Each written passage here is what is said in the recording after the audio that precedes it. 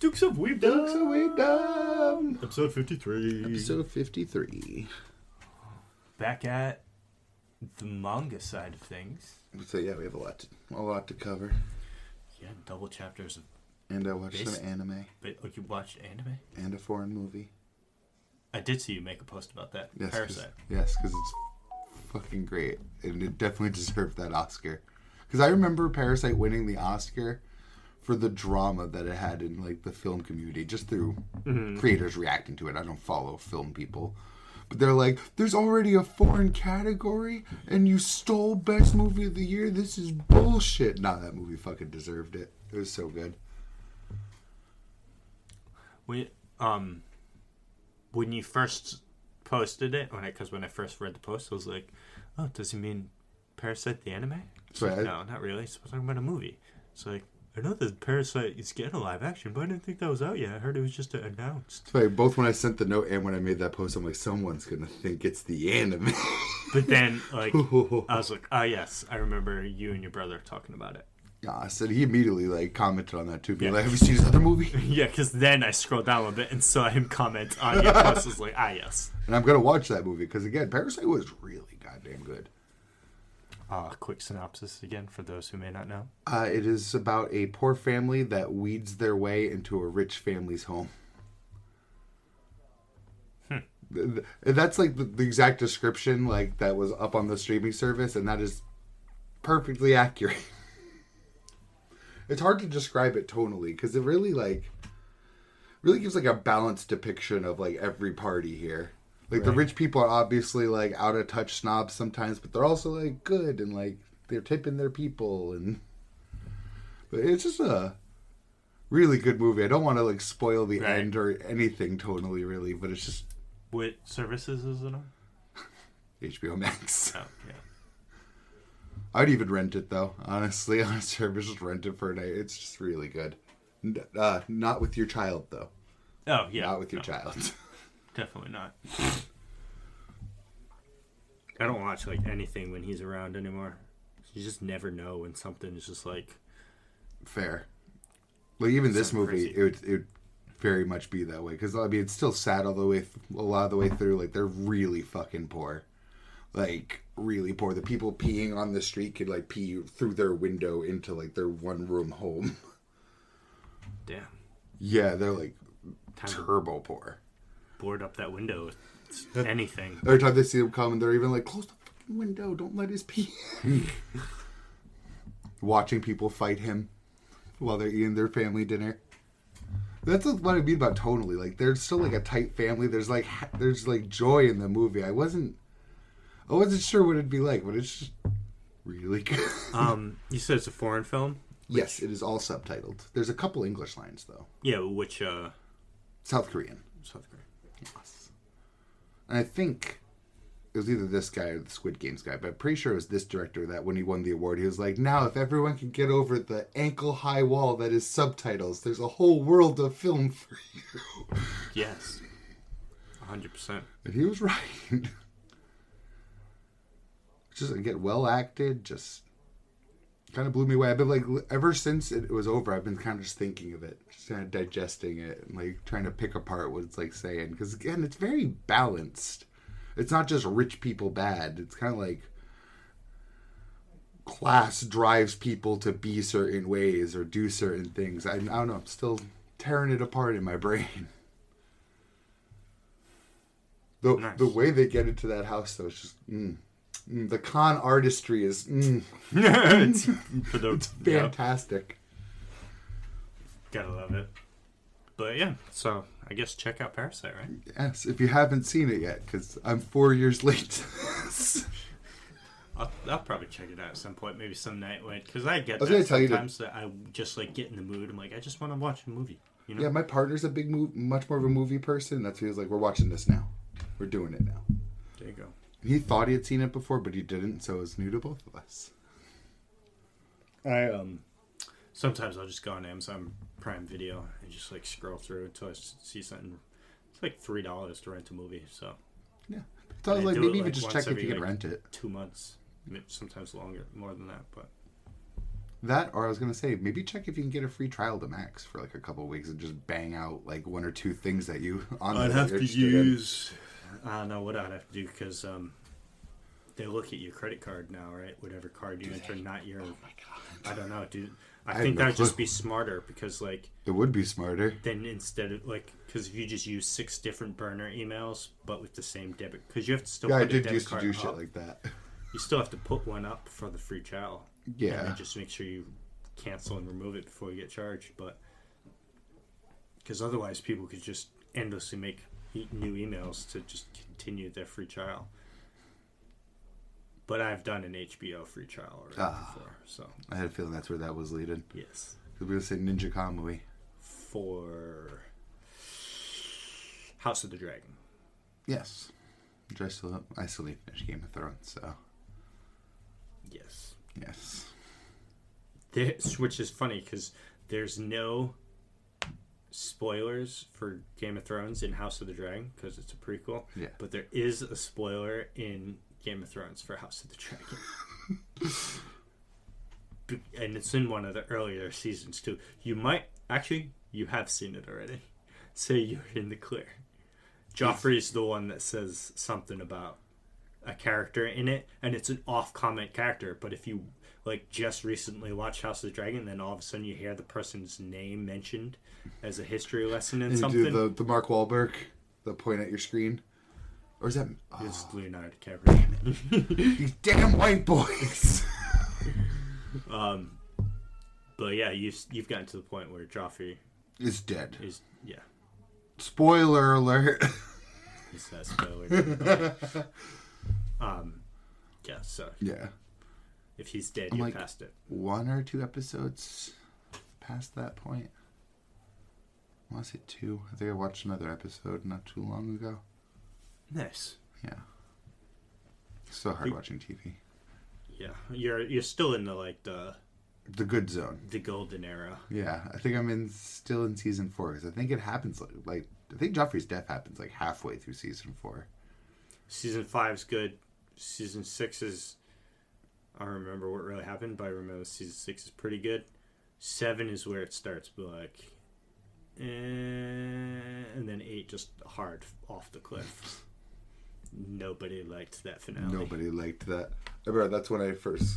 Around the time Game of Thrones ended is around the time I picked up Charlie's podcast, and they were just so ready to shit all over that last season. Maybe that's why fucking George R.R. Martin is taking forever with his books, because I remember reading something somewhere that he disclosed the ending of the show, the books to the showrunners in case something, like he had an untimely demise or something so that they could still finish it. I'm like, what if that's the ending that they went with? And then George showed that everybody hated it. And was like, fuck, now I have to come up with a new ending for my book. To be fair, though, I think they hated it because the rest of the season was so badly laid out. Like, maybe his ending was good with better context between season 6 and that moment. Are you aware of what? I know who takes the Iron Throne in the end, and I know Daenerys goes crazy. Yes. So the thing for me, I haven't read the books, but I've watched videos discussing the differences in the books, and there's a lot of characters that are either dead in the show, that are still alive in the books and stuff like that, and apparently the books where they end is way further back in the seasons than I thought it was. Oh. So that I should ask my partner about, because he does read the books. Yeah. He's been angrily awaiting another one. So, Catelyn Stark, the mother of all the Starks, she's not alive, but she's alive again. She died and came back as some kind of witch wraith thing or whatever, and she's apparently this major player that's going on. And have you met Brienne of Tarth? I love Brienne of Tarth. She's working closer with Catelyn even after this effect, so it's and there's a bunch of other characters that certain things that they're doing is just slightly different than in the shows, yeah, that was hugely different. I can only imagine how much everything around them changes to this tune alone. Like, right. So, I want to read the books, but I can't even read my mangas. I've been wanting to read the books since I picked up Game of Thrones. I'm just sitting here like, and the books are better than this? What? It's a whole new world waiting for me if I get over the ankle-high barrier that is reading. The new one just came out, though, I heard. Or it is coming out. Has it finally, like, a Does it actually have a date? Yeah, I'm pretty sure it does now, or it's like, because I... Maybe like, Elden Ring gave Martin some inspiration. Well, because what I understood is it has been almost basically done for a while now. It's just that I can't even... he need to go through that whole editing process. Yeah, but I can't imagine editing a book of the size of the books he makes. Well, I heard this one was like double the size of normal, too, so... He's probably like, it might be my last one. I gotta really fit in everything I want to here. Let's see. It's called The Winds of Winter, right? I think. Yeah, Winds of Winter is forthcoming 6th novel in the Epic Saga series. The novel is expected to be over 1,500 pages in length. God. So I don't want to die before I even have the amount of time needed to read these things. There's cautious optimism that I will release in 2024. So I was wrong. So whatever I read somewhere was wrong. But that's it. So who knows? But yeah, I want to get on those books though. Yeah, I mean, it is tough though because it's like we were talking about earlier, our crippling addiction to video games. Yeah, it's bad. it's very bad. I'm trying to wean off. Because I have a note saved on my phone of all like the upcoming games or games that have released recently that I want to get, and I just deleted like 7 of them off the list. I was like, nope, I'm just done. Not interested in these 7. I've kept a few. Excuse me. Like I definitely gonna play. So I'm playing Rebirth now. We'll talk about that later. But spoiler free. And or next week, depending on how much manga we get through. Yeah, it's not a priority. Because if anything, you'll have more to. I'll be beating the game by next week. Because my crippling addiction to video games means that's all I will be doing in my spare time. Is playing that game. It's only gonna get worse for me. But Rebirth, Dragon's Dogma 2, I'll still play. And then there's some like miscellaneous other ones, but they're not like I don't have anything like Rebirth and Dragon's Dogma are like the two like and Reload, Persona Reload are like the biggest ones. But I'm like 35-40 hours already into Reload, but it's a Persona game, so it's probably like a 100-hour game. Maybe a little less because it's older. Yeah, Rebirth we'll see because I'm enjoying a lot of the side. I've been doing a fuckload of side content, so I'm already 40 hours into it. Yeah. It released on Thursday. Today's Monday. So that goes to show you what I do with my spare time. 40 hours. And I haven't touched it today because I don't do anything on Mondays because we got this. So yeah. Damn. We'll see what is needed for a platinum trophy in it. But if it's not too bad, I'll try and go for it. Yeah, I'm doomed. I'm too far gone. Fucking, I'll never get the platinum for remake though, because you need to replay it front like 3 times. Fuck that. Because it's stupid. Because one of the hardest trophies to get is there's a point in remake where you know when Cloud gets dressed up as the girl. Yes, I know of it. So there's 3 different dress options for all 3 characters: Cloud, Tifa, and Aerith. Those numbers might be different, but the dresses that Aerith and Tifa are wearing are decided on options that you apply to them in like super early quests at the beginning of the game. Will then change the outcome of this quest, which comes like the mid to late end of the game. So you'd have to replay. You can't just make a save file and then just change the dress and do it to be like, there's all 3 dresses. No, you have to actually replay. Yeah, to change that dialogue option from the beginning of the game. But then play through because you can't just load back later as if the time stream changed. Yes. So I was like, yep, nope, fuck that. Goodbye. I'm done. I'm screwed. I just picked up a live service game in Helldivers 2. I'm still playing my other live service game in Predecessor. I have another live service game coming in Gigantic. And then also Battlefront 2, which is like, I'm playing it online, but it's not a live service game. Just a remake. And on top of all the single player games. On top of all the single player games. Which right now is Monster Hunter World, Cyberpunk, and maybe Remake. Because I re-downloaded Remake. You backlog games too? Like. Oh yeah, I'm not even going to get... That's literally a list longer than like... Yeah. Lord knows. Very long. Elden Ring, Yakuza Like a Dragon. Oh, those are even like high up on the priority list. There's also like the Mega Man Battle Network Legacy Collection I got, which is like 6 fucking games. Jesus Christ. Yeah. Which I do want to play. I bought that because I had one of the Game Boy Advance like Battle Networks. I loved that fucking game. You know what I played the other day? Because me and my, not necessarily just addiction to games, but the Monster Hunter franchise as a whole, all my wife did was pull out her 3DS to look at something, and it was like doing things, and I saw my own. So I played a couple hunts in Monster Hunter 3 Ultimate. Because my 3DS was right there, so I did it. And I don't know if I'm just way better at Monster Hunter now, or if that game was just like the health.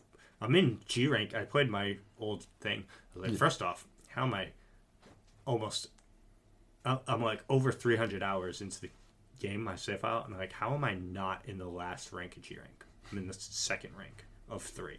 I'm in G2. Like, how am I not in G3, first off? And second off, these monsters are dying way faster than I remember them. Because old Monster Hunter games don't have solo guild scaling. So the monster is always at an HP pool required for 4 people. They don't have different scales for numbers. It's always at max. And I fought Diablos, and I killed him really quick. Got my ass beat by the green Nargacuga. That wasn't fun. And then I fought... I don't remember what else. Oh, Steel Urgon and Rathlos in a single quest. Just doing, like, key quests. Yeah. Trying to unlock some shit. Me in world. Yep. But that was just something I did because I didn't have anything to do. This in the week. I was still waiting for Rebirth. So it's like, yeah, you know what? Fuck it. So to our point of addiction, which you chose that instead of reading. Hey, I read everything. Literally everything now. Oh, wait, I didn't finish that Spy Family chapter. Ah! Maybe I'll do that in a little bit. But, read that Dear and Enemy this week. What? What? Oh, it still says web only. Dandadan showed up in my currently continue reading, but it says web only. Oh, on the app. Oh, yeah. Damn. M-rated series. I was so excited. God damn it. They definitely finished that first Dear and Enemy chapter. Did you read Goku Rakugai? I did. Of course I did. I was scared you would miss it. I almost did. Because for whatever reason, it was buried so deep in my continue reading. Because it's been like 2 or 3 months. It's been since December 3rd. Yeah, I know. 4 whole ass months? 3 whole ass months? Yes. But, onto the topics at hand, instead of just jumping all over the place here. I need to talk about my shared disappointment in Jujutsu Kaisen this week. Disappointment? Yes. I say that because I have seen 2 separate comment sections on speaking about the same feeling that I felt at the very end of the chapter. Just I had one disappointment. Oh, well, I didn't like that line either, to be fair. My disappointment is these unfinished-ass drawings. I was about to mention that as well. These very clearly unfinished drawings. Very clearly. And it's like you had a break, too, which I get it. Being a manga artist is extremely grueling and taxing. But it just, like... I almost feel like all manga should be monthly at this point. Oh, my God, I'd cry. I'd maybe cry, because, I mean, they might also be, like, double the length with better art. more time to think about their plot stuff. I mean, it hurts me that like what should be the best part of the chapter is like the unfinished drawings too. Right. Like Maki jumping into the fight, like really right as the action starts, the drawings happen like this. And it's like literally she's getting ready to jump in. Next page, she's behind him, stabbing him, and it's just like, what is this? It was so jarring. Rika, you can barely tell she's like crying. Like, yeah, it looks weird. Like I could, after looking for a while, I'm like, oh, she's crying. That's such a good touch. But it would have been a better touch if I could fucking see it. Because I was just skimming through at this point. I was just like, so like right now, reading. I didn't catch the Ui coming in to grab Yuta. Yes. And then suddenly, when he gets to the bridges, it's like, oh, we're back. Granted, like when it came back to, the art looks really good in those really polished parts. Like Maki going to go in, and Yuta and Yuji throwing up blood look really good. Did I miss this whole fucking page? I did read it at work, so maybe. I just missed the whole page where Choso's in it. How did I miss this? That poor man. That's just him, like, helping him to get his reverse curse technique going. It should have been fatal. There must be some place you haven't fixed. But where? Hurry and find it. Calm down. Remember, and evasion. There's one thing I did really like, and I saw it through someone posting on Twitter when it was still leaks. But, the first two parts of Sukuna's chant for the world-cutting slash are hidden under the onomatopoeias for the sound going on around Maki. So it's almost like she can't hear him say the first two lines because the rock's falling. And then the next page, the third line comes in before world-cutting slash. So that's a nice touch. Yes. It's almost like literally his words were being drowned out. I just thought it was so comical, though. We panned back to Hakuri and Uruume, like literally still nowhere in their fucking fight, but clearly more time has passed. Literally, everyone's having like a battle to the death over there, and Hakuri and Uruume might as well be having like a fucking sit down and eat. I was gonna say a fucking tea party or something. That last panel. I can see that Lord Sukuna still isn't taking this fight seriously. Yeah, no one liked that. Nobody. The Fallout fucking thing and Did everything. I take a screenshot of the comment? Probably not. I probably forgot. I did forget. I just saw so many, just the classic gifs, like, man, that shit stinks. People taking their glasses off. People were like, yes, the classic... I'm paraphrasing it, but he was like, yes, the classic trope of let the good guys beat me to near death, defeat all of my stuff, and then be like, Sukuna could have won at any time, but chose to bleed through his eyes instead. And still not taking the fight seriously. Not that time when he screamed for Maharaga Daddy to help him. It's incredibly stupid because it's not even the first time we've heard it in this fucking city block. It's just like, dude, he's on his last leg.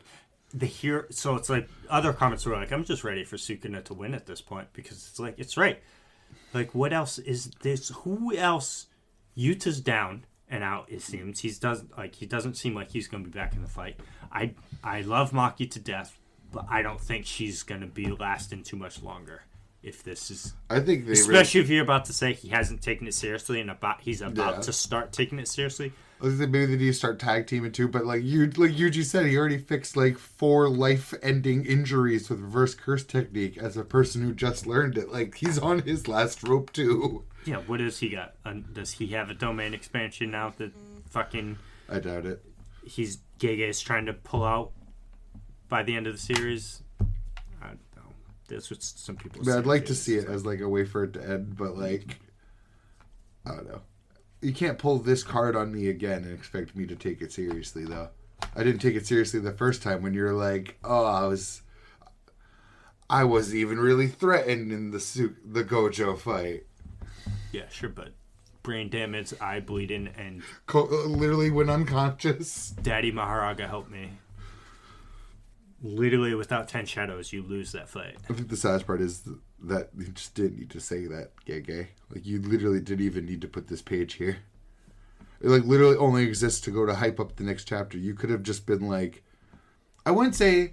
I think a better line than I can see he's not taking the fight seriously is, like, you think that's his whole bag. You know what I mean? Like, or you think he's shown everything instead of saying taking seriously. Or do something where it's like... Hakuri says, yeah, it seems like Sukuna is, like, losing out in this fight. But then, on that last page, make it be like, Sukuna just got a one-up and, like, hit somebody with a new attack or something. Or not a new attack, but or just like... pan back to his face being, like... Give me Sukuna being like, oh, I still got more. And then or just next panel, Fuga. Right. Or some other... Wooga wind. Wooga. Wooga. You know, something for fucking another element or whatever. Don't be like, he's not even taking the fight seriously. He's not using his full power. Oh my god, fuck off. I will see, shit. I did see a nice parallel here. The we're gonna win this. Everyone who says we're gonna win has fucking died after. the nah, I would win. Yeah. And there's another thing the Jujutsu community dug into it. There's a theory going around that every time something is said on black text, it's a curse. Because it almost always, much like we're going to win this, ends up being like, I don't know the word for it, but ends up just being the opposite. What does that text read say? I fucking hate John Weary. Lord Sukuna is capricious. His cursed energy wavers like this when he isn't interested in his opponents. But the way the fandom dissected the black box text, the conclusion would be that this is wrong and Sukuna is about to die. Like, it's usually the opposite of what's said. Like, oh, proved you wrong. I see. You should be ashamed of yourself for not providing a better fight. So I almost expect, like, oh, it's going to be a better fight now. Oh, they got this. Some Kusakabe gas in this chapter, too. Yeah. Because he said, I forget what he says. It's like, not many people can maneuver around special grade sorcerers. And the other guy's just like, I bet you could. I bet you could. I'll take the Kusakabe gas. I mean, he hasn't done anything here, but... He blocked Uzumaki. He did block Uzumaki. I'd still want him there. He's probably still the most senior person there right now. Now that I think about it. He's been alive longer than Choso's been alive. Yeah. And definitely been a sorcerer longer than the rest of them, because it's what, Ino, Maki, Yuji, and Yuta. Yeah, it's all the new generation. Besides Mei Mei, wherever the hell she is right now. She ain't doing shit. And she saw them react to that one bird strike and she was out. I'm done. So that's what I was here for. I am happy it's not another break week, though. Yes. It is a break week for One Piece, and One Piece fucking... Oh, my God. I don't know how Oda keeps doing it, man. It's just so good. But you don't read One Piece, so don't. I could say words and they'd just be gibberish to you. They'd bounce off my armor. Yeah. I feel like one of these had like a really long time to the next chapter. It's probably Kaiju. Yeah, 24 days. On break? It's Kaiju's bi-weekly now, right? Yeah. Or it's actually always been. But still. Yeah, it must be on break. Every once in a while it likes taking that extra week where they just give us like a picture of Kafka being like, this is when the next chapter is. Here's a colored page. Excuse me. Yes. It is an alright chapter of Kaiju, now that you mention it. Yes. Mina time, which I could always use. And little baby Byakuya. Also, I was going to say it again because it happened again in the Kaiju B-side where her tiger braced her while she shoots her cannon, which is just so cool. Actually, now that I mention it, I read B-side because it's not my continue reading, so I just don't remember what this chapter was about, to be honest with you. I think it's just when they finally recruited him. Like the aftermath of that last fight. Yep. Tiger Boy coming to try to be the rescue. Yeah. It's so sad seeing him get no diffed. Well, I mean, you knew that he would. But I knew that he would. Agree. Better not fucking die. It's not looking good for Mina either. It's not. He's like, yeah, even I can't stop this process, bitch. You're gonzo. Yeah, that last page is fucking wild. It actually reminds me of A Seated Adventure Time. It's weird. This A Seated Adventure Time. There's one point the Lich, like, long story short, the Lich just shows a vision to these two dudes being like, before there was anything, there was nothing. And before there was nothing, there was monsters. It's just literally like this, with monsters all around them. Love it. Cool. It's the first thing that came to my mind when I started reading on my own even. Hey. Hey. Glorious. I like start typing in the quote and it auto-completed for me. Yeah, I mean, there really wasn't too much. I mean, she's like psychological warfare going on with Mina. Yeah, like inner world. But at the same time, it totally gives vibes off that it's like, oh, Mina's about to be the first one to break out of this thing. Right. Shonen tropes be like, you don't mention no one has ever gotten out of this ever before. Yeah, I think of the age-old example, Kakyoin from JoJo's. Every single time he fucking uses it, no one has ever dodged Emerald Splash, and then everyone in the show goes and dodges Emerald Splash. Yeah. It's probably going to be Kafka coming in and just stopping the process. Oh, there's the page I was actually looking for. I'm like, I know there was an eyeball somewhere. I love eyeballs. Yes. It also confused... I think there's a nice implication here, too, though. Not a single person in history has ever escaped. How many people have been in this situation? 2. That we know of. That's all. Like, have you been, like... Is this the origin of all kaijus? Have all kaijus just been, like, these morphed amalgamations of people?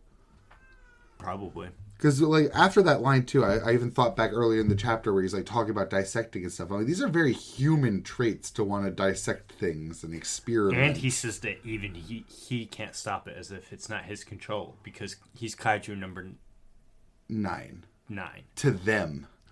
To the way they identify it, too. There could have been, like, weaker versions of humans that were turned into kaijus. I really don't want kaiju number 9 to be the end-all, be-all of kaiju number 8. I saw someone trying to float the idea that kaiju would end after 9 dies, and I really don't want that. There's so much more you can explore in this story.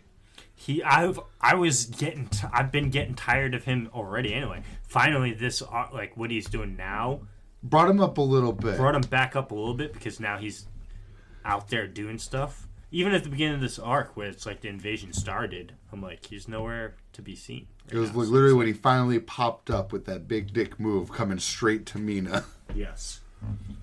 So I'm like, all right. But there's so much more into this world that they can explore without him still. Yes, like whatever the gate is in the middle of the ocean that they know is there. That Ghost Samurai, the implications like that, like that this has been going on in history. Why did you use the word history? That implies more than just like the last 3 months where I ate a dude and I'm now eating you. Yeah, because they know that kaijus, I mean, in this world, kaijus have been around for centuries because they used to fight them with fucking swords and shit. With Kafka suddenly becoming one, like, did this happen to more people over time? Could have. It's a good theory. I'm very interested where this could go. I'm sadly much less interested in 9 as a whole compared to where it could go. Agreed, though. Yeah. Very much. I guess time will tell. Yes, we shall see. I have faith. I don't have faith in that. I mean, I do have faith in the anime looking good. Those fucking songs were so bad, though.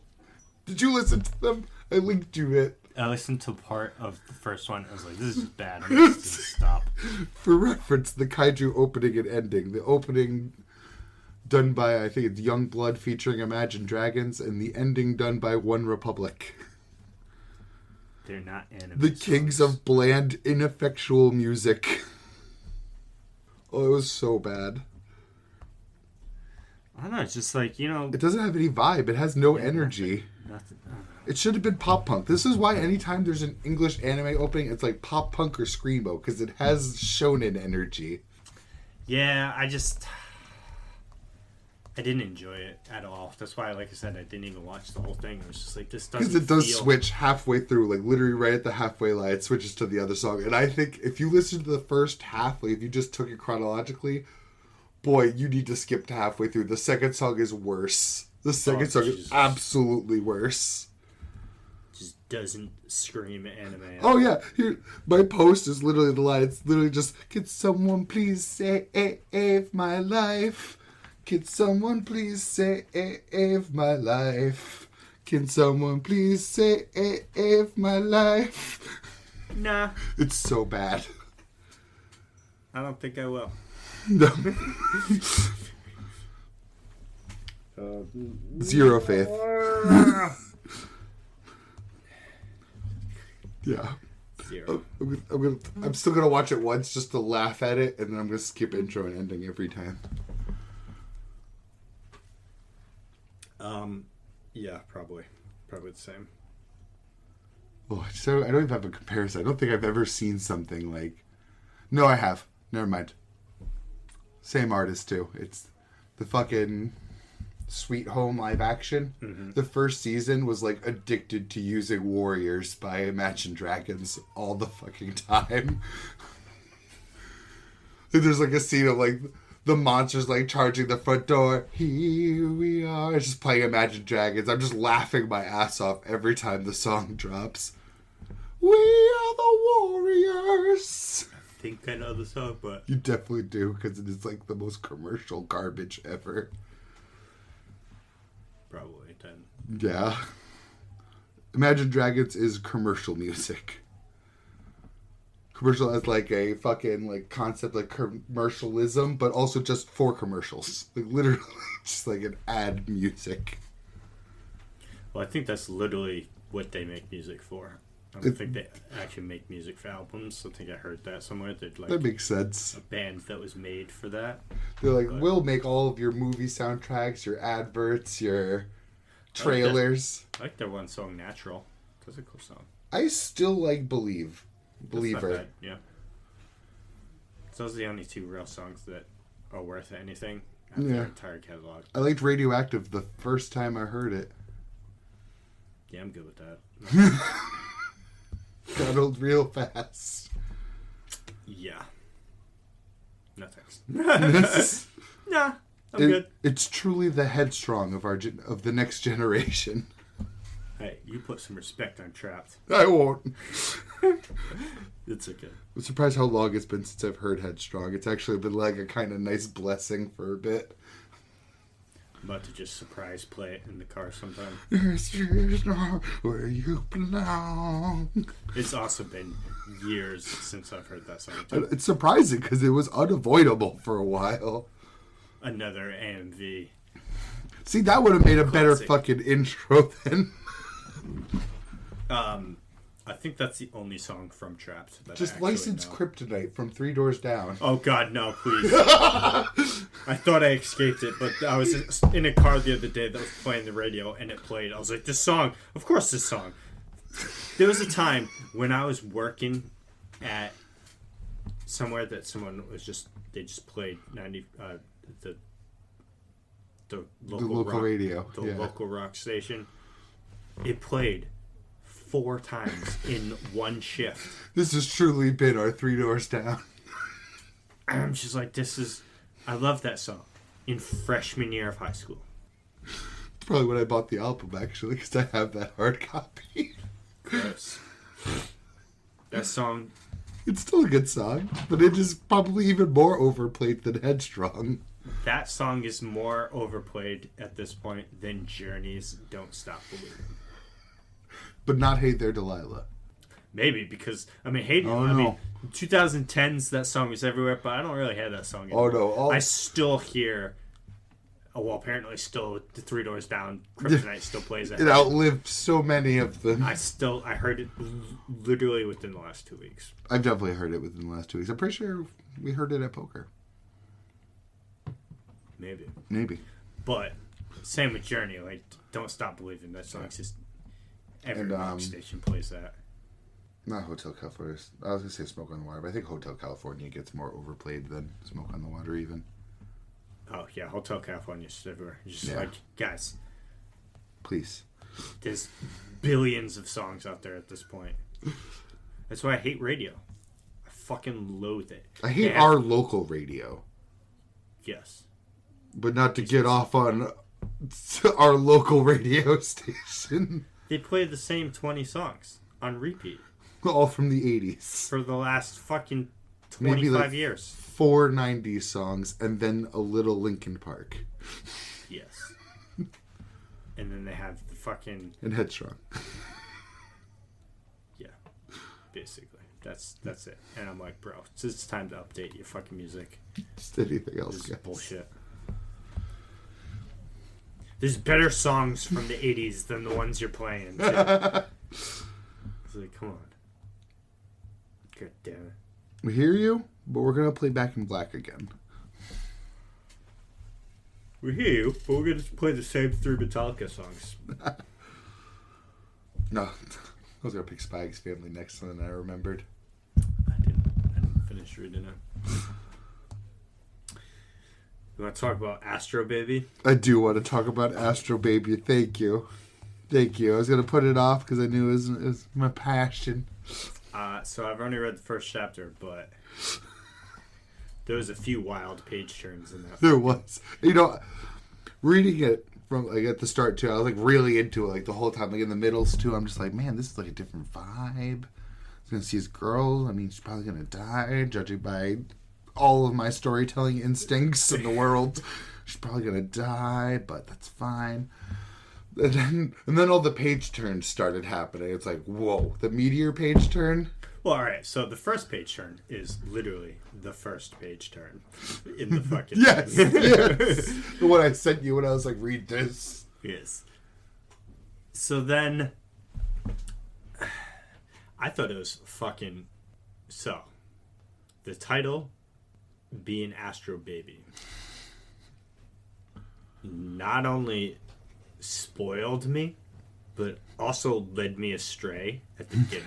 Because this was, like I said, it was a wild ride for me. So I went with, oh, okay, so there's a bunch of cannibals that are going around, and there's something with black goo, and this kid, who I thought was the Astro Baby. It was like, so he sees the black goo, so I'm going to take the kid's side, because this is a shonen manga. Yep. And usually... The kid's right. That kid's right, and the adults, they're screaming at him, saying it's nonsense, and won't give him a second thought. They're wrong. Yep. I was not expecting to flip a page, and then, he's an adult now. Who joined the military. Soldier. A soldier, yes. Okay. Flip the next page. There's a cannibalism disease. It's like, that aged well, didn't it, old policeman person. Then he's talking about how he was smitten with this girl. I was like, that's cute. You're a little kid that likes an adult. Yeah. And then he meets her again. And I'm like... Or he talks about that to that short dude. And he's like, yes. The babies do any minute now. And that was another page turn. You flip the next page and it says the babies do. What guy? We've been back for one day. It's her ex-husband's. Or ex-boyfriend's or whatever. So I was like, that's fucking hilarious. So it took me way longer to then connect the dots. Yes, this baby is the Astro Baby. Because I didn't realize it until the kid said, Mommy, look, the moon is falling. And I was It took me longer to realize. I was like, oh shit, that's right. There's something about a baby, and this lady's pregnant. And the moon is falling, that can't be good. Page turn. A meteor. That page turn was like, I was like... You're all dead. And then they're not all dead. Super sad, though, that she turned into a cannibal. And I knew it was coming, like, all chapter, but it was still, like, sucked. Like, And then the wildest page turn was the last one. That's why I was like, no, he has to fucking read this. He can't not read this. The baby that was born, mind you, just now, 15 seconds ago. But wild that the baby was still inside the womb when the fucking black goo just like reached its tentacles up inside the mother and presumably pulled the baby out. But anyway, the baby laying on the floor, born, like I said, at most a minute, 60 seconds ago, speaks and says, "You say I save you, you save me," with a handsome man face. Oh, yes. And I'm just like, oh. And then I got a good look at the cover banner of the thing. I'm like, ah, yes, it's that guy holding the baby, Astro Baby. Because I put it two together and be like, outer space, meteor, baby, Astro Baby.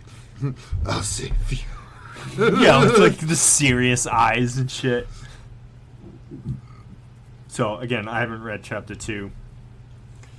So I don't know what happens with this lady, but I assume the baby's gonna kill his mother. I can't wait for you to read chapter 2 and 3. Yeah. Yeah. It's just such a wild, like, tone that he's trying to, like, hit the bullseye on here. 'Cause it's dark, it's realistic, but it's also fucking stupid. So it's like, I'm intrigued. It's like, where are you going with this story, man? You're walking a really nice tightrope here, sir. But finally, some good... Is it weekly or bi-weekly? I think bi-weekly? Yes, because next one's in 11 days.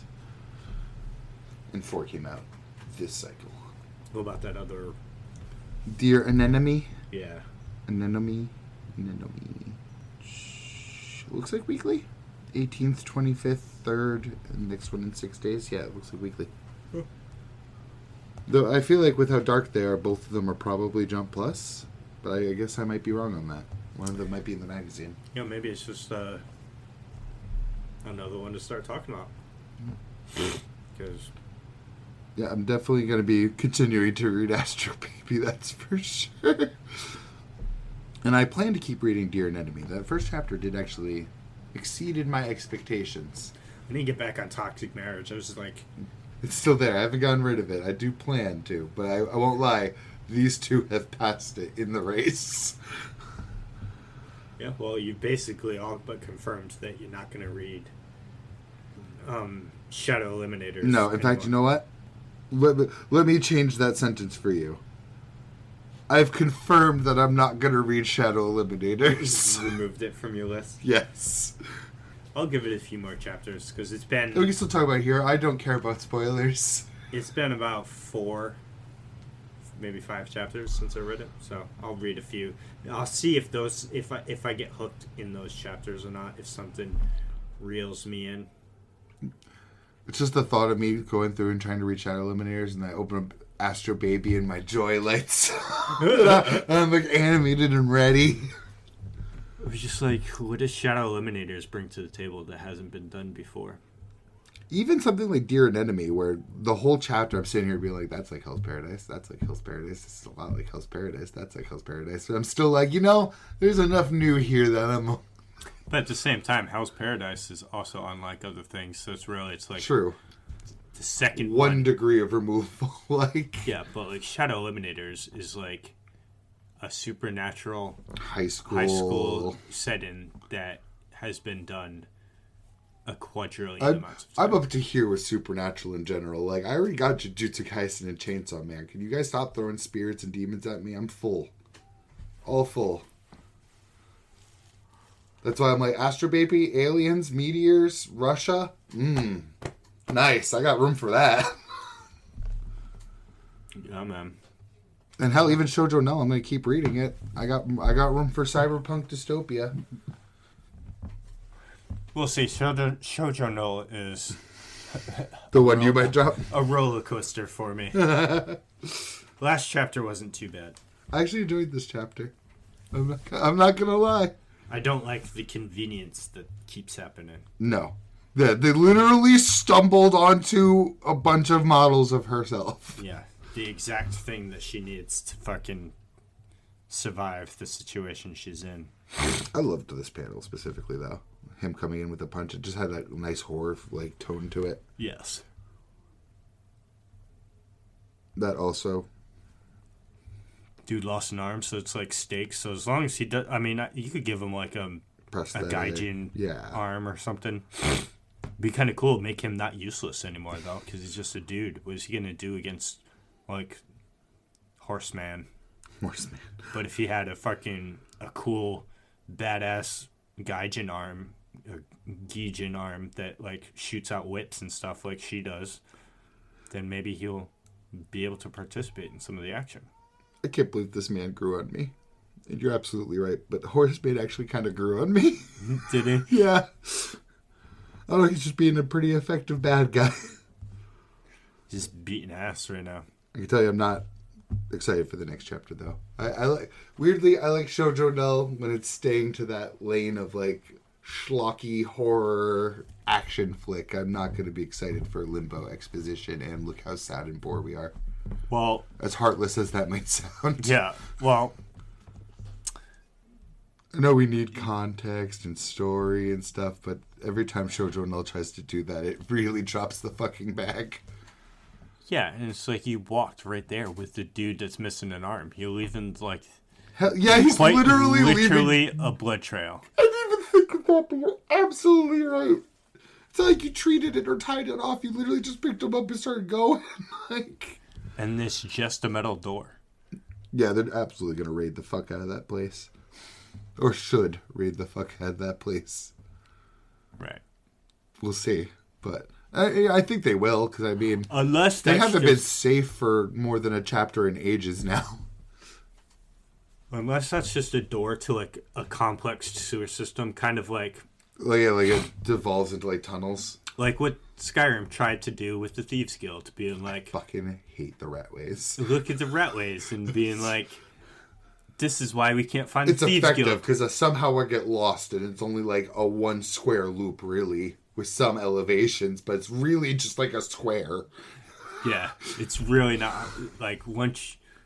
You would think that any amount of guards just walking through that eventually would just find the Thieves Guild. Very easily, even. Yes. There's a whole ass bridge that goes right to the door, but God forbid, but we can't remember that when the lever's over there. So yeah, hopefully they thought they don't just open it up and Limbo's right there. Yeah, because then they'd be fucked. Because I'm sure four-legged footman can jump that fucking gap. I know they said they couldn't, but I'm sure four-legged man can with all that shock absorption. Yeah, and the fact that he's apparently got 4 legs that makes him run faster.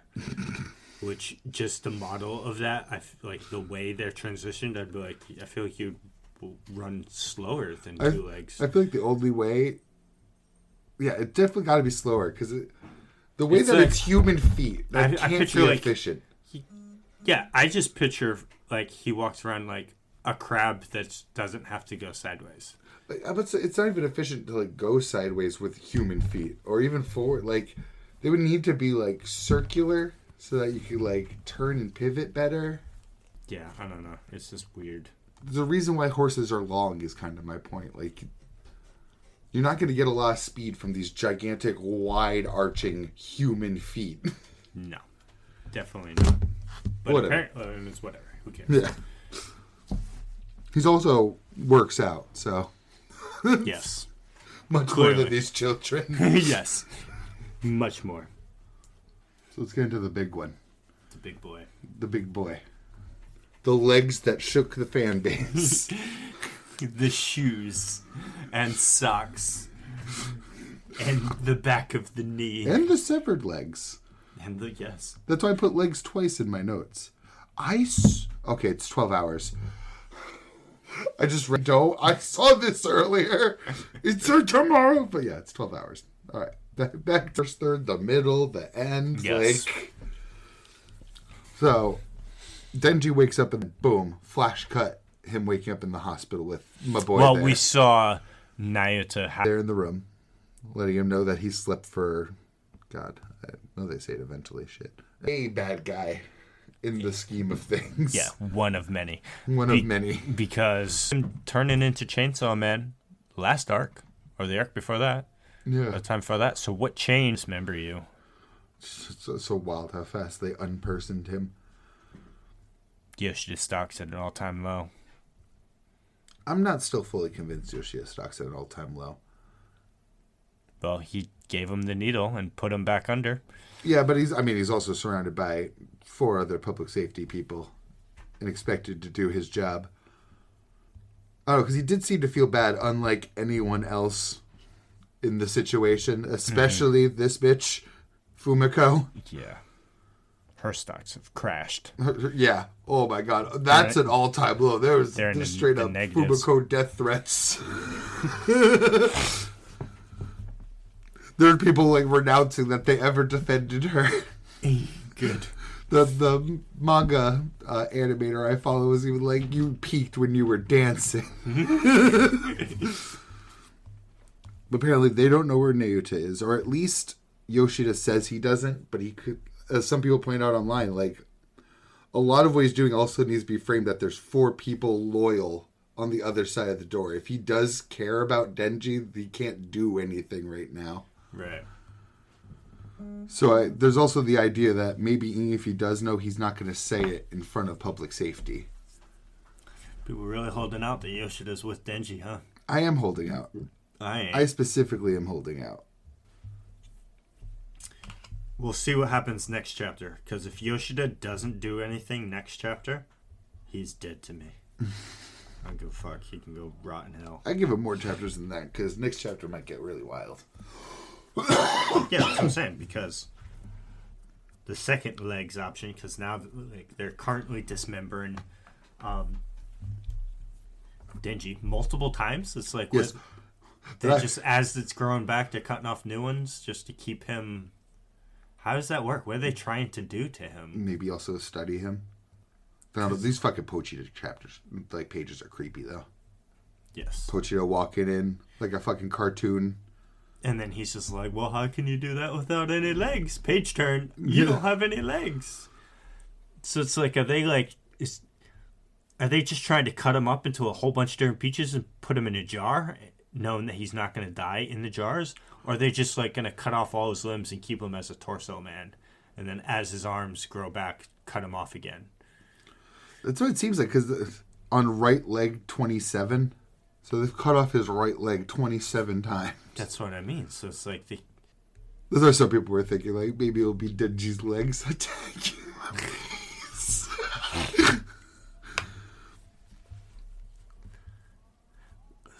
The Pochita thing still creeps me out, though, because he went from being like a piece of comfort to being something like genuinely creepy. Every time he shows up now, it doesn't seem to be like a good thing anymore. Yeah, the Black Chainsaw Man just needs to come back, and then this time, instead of going after devils and Makima, he just needs to go out to public safety. Because here's the other thing. If this is Asa, or whoever it is in general, who told them Denji's here? Yeah. Because I'm still holding out hope that could be Yoshida. Being like, look, I can't get him out. You can. I don't think Asa can do it alone, though. I don't think she could either. Neither could Nayuta by herself either. If it's all no names here, and it's just that they've always been able to defend it, maybe. If the weapon hybrids are here... Watch it be Famine. That would be great. I would love that. Watch it only be Famine and her boys, and not even Asa. It's just a complete... I feel like it has to be a misdirect. It's so hard for me to just trust that this line, it would take a war to compromise this facility's safety, is going to be that literal. Watch it. It could be... It's either a complete misdirect, or it's going to be quite literal. To be honestly, to misdirect where the fandom thinks it was going. This has been so fucking memed this week. Dude, my favorite one is that it's Kishibe wearing a skirt. Because that's what everyone really wants. Everyone just wants Kishibe back. But I don't know who I want it to be. I lied. I want it to be Rize, but then I want it to be Rize too. How does she know where he is? I also think Rize could definitely get him out of there. Yeah. Yeah. Yeah. I mean, I'll be happy with Asa. I'll be happy with anybody. This is gonna be so lit. No matter what, I like this whole setup here. Well, again, because it just matters that, like, whoever it is needs to be prepared to actually do something. You know what I mean? Yeah. So, Asa, by herself, though, she's not that person. You know what I mean? Not yet. I mean War definitely could be. That last moment we saw her was good, and that was also after a time jump of not seeing like how she was as a devil hunter for the church. Yeah, true, but what other, like, how long do her weapons last that she makes? You know what I mean? I have no clue. Until they break or something, because she made her apartment into. That sword looked rad too. If she still has that. So if she still has that, then she could be formidable. If that's gone, what does she have to use as a weapon? I'm assuming it does. I feel like it has to be till it breaks. Because otherwise, like, War as a devil wouldn't be. Because it could also just be Nayuta showing up with a fucking army of controlled people. Or an army of Denji's right feet. That. Or just Rize by herself. Rize is the only one that I would have confidence. I almost want to put money that Nayuta's with Famine right now. I don't feel like they're going to give us Nayuta that fast. No. Famine, I think, is a good play, too, because Famine wants Denji and War to be super strong to fight death. Yes. Denji can't do that if he's stuck in a prison cell somewhere getting cut up and nobody cares to fear for Chainsaw Man anymore because he's not in the picture anymore, so they're going to assume he got defeated. So he's just going to get weaker. When I said that Yoshida's could be a person that told them where Denji is, I think Famine's the other one that could have told them, because I just feel like she could find out if she wanted to. Yeah, she seems to just know things. Yeah. So I feel like that's the other candidate to whoever tipped off whoever this is to where Denji is. And Kishibe is the only other person I can think of. That's literally the three people that could have possibly leaked it. Yeah, the fact that we're however many chapters into part 2 and still haven't seen Kishibe or Kobene. Kobene is fine. Both of them need to live, but still. Kobene is retired somewhere. And we at least got her brother, so at least there was like a mention of her. Yeah. Leave Kobene alone. She has suffered enough. Was another thing that's funny. They're like, this is a fallacy. Since its founding, no devil has ever escaped. Well, how long has this been founded? Right? If it's been a week, then that's not a very strong claim. Yeah. It's been 10, 15, 20 years, then yeah, maybe. But it would take war to compromise these facilities. Maybe it's all of them. Right? Literally all of the above. But I don't see Asa teaming up with Famine or Nayuta right now. No, but I could see Nayuta jumping with Famine. Maybe, though, because I was going to say, because you're right. Asa, no. War, yes, because War knows Famine and Control. Yeah, but they don't seem to like each other. But she at least knows who they are. Asa has no clue of the broader schemes of the world. Asa's just kind of along for the ride right now. It's also considering that she just lost the church, the only community like that she did have, like group she did have. So if she wanted an ally, that might be the only one available. Right. Because obviously Famine wants War to get stronger. And to do that, you have to make contact with War at some point. You know what I mean? Mm-hmm.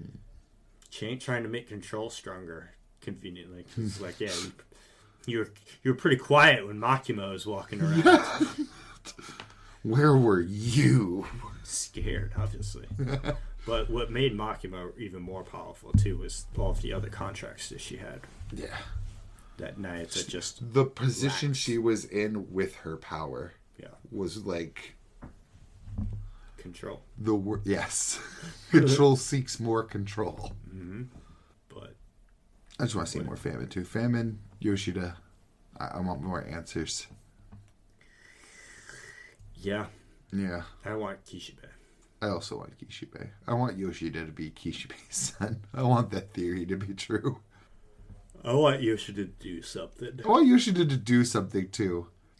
Not skirting around everything, beating around the bush. It's a lot of what he does. He just seems to be the system. Not even like the oppressive parts of it. It's almost like the guy that exposes, like, does the exposition for the police. Yeah. Be somebody, bro. What happened? What happened? He was so cold in part 1. And I like him in part 2. I like the nuanced character. I don't like not having an answer for his point of view in any way. I hate that everyone has to ghostwrite Yoshida. So many people too, just all of Twitter. The worst place to fucking ghostwrite. It's because it's the only thing they can do for Yoshida. We have nothing. Tatsuya Fujimoto's given us not a single crumb. Everything about Yoshida is like body language and implicits. Which is hard too, because body language can sometimes be pretty easy to read in manga, but in Fujimoto specifically, he really makes human characters to me. Right. Like they always make like very human facial expressions and movements, but still not enough. It's not concrete. I'm not asking for his full backstory. I'm asking for a crumb here and there. Just something to confirm anything about him. Yeah, just more. Even to confirm that he's a bro, maybe? Like something. I don't know. I hate to put it in such like a lowbrow terms to confirm he's a bro. He's like confirm that he's like on Denji's side a little bit, maybe. Or just where his head's at. Where he stands. Who he stands with. One internal thought from Yoshida, please. One thought. That's not an observation of what's happening. Being like, oh, she's holding a knife right now. Like, no, I don't care about that. I care about how he feels about a situation. Yes. How do you feel about her holding a knife right now? How do you feel about Denji getting his leg cut off 27 times? Why are you so beholden to the system? Why are you here? You weren't even part of public safety in part 1. You were an independent that was brought in on one job. An independent subcontractor. Yeah. Guess he made a good impression. Yeah, he wanted that stable paycheck after they lost so much public safety. After what I assume they called the Makima incident. Probably. Internal documents, the time we fucked up. Yeah. Yep. We'll get it someday. Or just not. It's true. Well, she's just going to die. One chapter, I'm going to be sitting there in shock. And then he's never brought up again. Doesn't even linger on the fact he dies. Doesn't make his death a plot point. I bet there'll even be one point where someone mentions Yoshida and Denji goes, who? Oh yeah, the dude that kept me under. The guy that held the forks thinking that would stop me from eating a cake. Stupid. Who needs forks? Who needs forks anywhere? Nom nom nom nom nom nom nom nom nom nom nom. No, I need something more from Yoshida because I'm giving him so much benefit of the doubt, and he keeps just being like another part of public safety. Literally, he's just the part of public safety that knows Denji enough to like be transparent in some way. Yeah, he's just kind of existing. It went from being on Denji's side to just giving him a minor warning / heads up. Fuck it. We'll find out tomorrow, I guess, maybe. Hopefully. I'm just so happy the chapter's tomorrow, though, because no matter... might not find out, but I still think it's going to be a banging chapter tomorrow. How could that setup not? Well, hopefully it doesn't disappoint. So, there's that. She just walks in, I'm here to check out Denji. Oh, Denji, he's ready. Take him. And they give whoever's there Denji in a box, and they go home. I don't know, man. Somebody at public safety needs to just get a chainsaw to the face at this point now. So someone needs to do the freedom of speech picture. I can't get over the fact that it makes no sense on why they're going to this extreme for literally nothing. Am I forgetting something? What was really going on with there's got to be something that we the audience wasn't privy to, because why did they all of a sudden come out of nowhere talking to Denji, Yoshida, that is, and kidnapping Naoto and be like, yo, you can't do Chainsaw Man anymore. Well, I also think of those public safety people that were like just... It was like right before Yoshida went to fight Asa. The ones that were just talking about how they don't even like Chainsaw Man. They're like, man, I wish we could get rid of this guy. Yeah, well, I think it's too because... I don't think the system ever liked Chainsaw Man. Makima did. And she's gone now. So I don't think, they tolerated him. Yeah, because he was built up as the hero that took down the Gun Devil, right? Yeah. Because he got credit for that, right? Not Makima? I have no clue who got credit for that, actually. Yeah. He's had to have gotten credit for Makima, though. I mean, that was an incident. There's no way no one witnessed that battle. True. So he probably got credit for that at least. But I still think they at most tolerate him, at worst hate him. Both for taking their credit and for just the general damage Denji causes. Not that they're any better. So I think they were always eager to throw him under the bus. Yeah, probably. But then at the same time, this whole Chainsaw Man incident that's happening right now is not really... Public opinion isn't very high helping of Chainsaw Man, which, granted, it wasn't Denji's fault. And public safety knew that because they were coordinating... right there when Bream was talking about it, too. She was right fucking there. But then they coordinated a counterattack to the Chainsaw Man church, using Denji as bait, knowing that he had nothing to do with it. So it's like, I don't know. There's something missing here. There's a piece to the puzzle, and that is the motivations behind public safety. Everyone.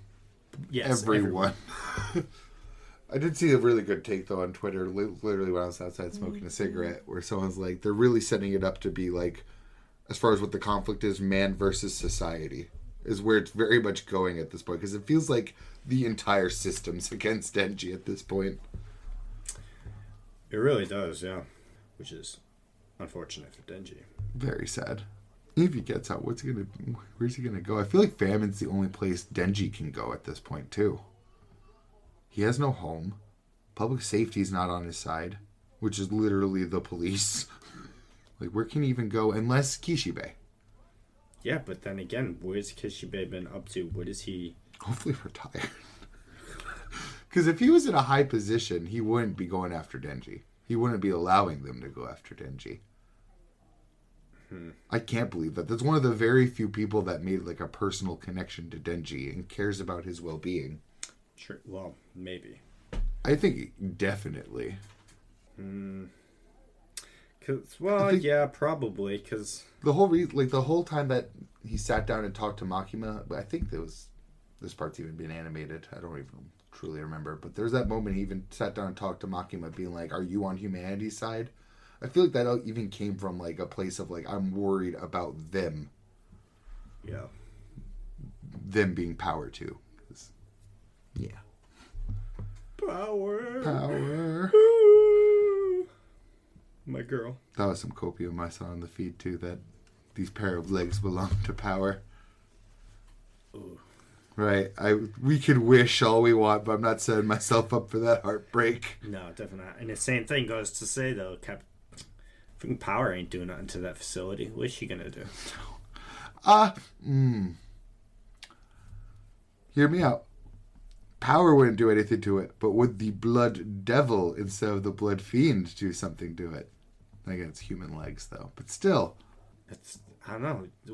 Well, we don't know how many public security officers are here, but the fact that they're saying no one escapes from this place, I'm going to say a lot.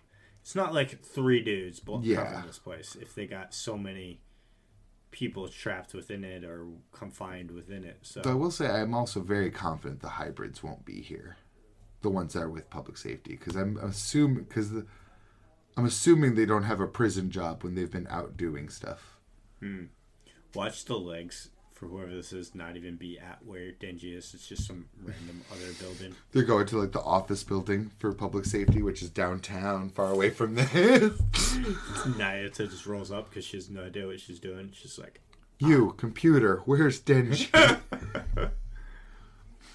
Cannot compute. You, use the computer.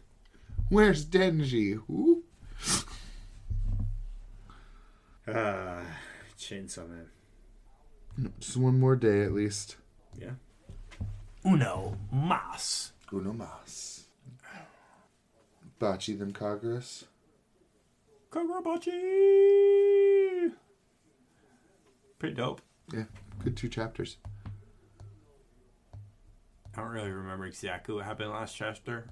Like it was really just talking, right? Yeah, but it ended with them teleporting into the Sazanami head guy's room, which that halfway switch where it switches to his perspective, the head of the auction, and him going home talking on the phone about the suspicious person. Though, right? Yeah. No, it's the last chapter. Oh yeah, that's right. Because it ends here, and then right. Because that's right. Because I read it. I remember now. I read it super late. I read this Saturday morning. He would make a good, Fujimoto. I feel like this guy would make a good director. I could feel like the influences in his work, like that nice slow roll up, greet the family, walk in, and you could tell he notices something right away when he's at the door. And you see it right there. Shiba in the background already sitting there. Mm-hmm. I love that shit. I eat this shit up for breakfast. I'm glad Mr. Shiba's here with him. Me too. Also, we'll just jump all over the place, but you're seeing in the new chapter. Well, because Chihiro's kind of like it too. Maybe they're just good at not portraying emotions. But Mr. Shiba has just the most I don't give a fuck face. Literally all the time. Even when there's exclamation points, it's the same face. Yeah. And it's like, even when at the end of the chapter with the 3 sons or the children enter, yes. And even Mr. Shiba's just like, yes. We accounted for this. They're here. I loved this in the background where he starts making the hand sign behind him as he's talking. And then, boom. Who's making the hand sign? Shiba. Right behind him, as he's talking, he's making the hand sign to teleport. Oh. Nice. Because it was as he was saying, thanks to your dad's death, these blades will be at their true value. And Shiba's like, oh, hell no, it's time. But even after that, obvious, I forget the provocation, Chihiro still just, holds back. Yeah. Which, I mean, I get it, which is honestly a good thing, because he hadn't, I don't think at that point, he disclosed that it's oh yeah, by the way, if you kill me, the storehouse. Gone. Goodbye. People in it, the weapon in it. Though, when he said that, it's almost we broke Cloud Gouger, so, I mean, if there wasn't people in this room, he would have done it. Yeah, you sealing this thing away in a 4th dimension that no one will ever be able to get to, so. I love that, I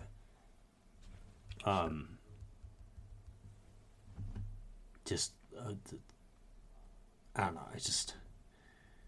Mr. Shiba. Mr. Shiba. Doing Mr. Shiba things.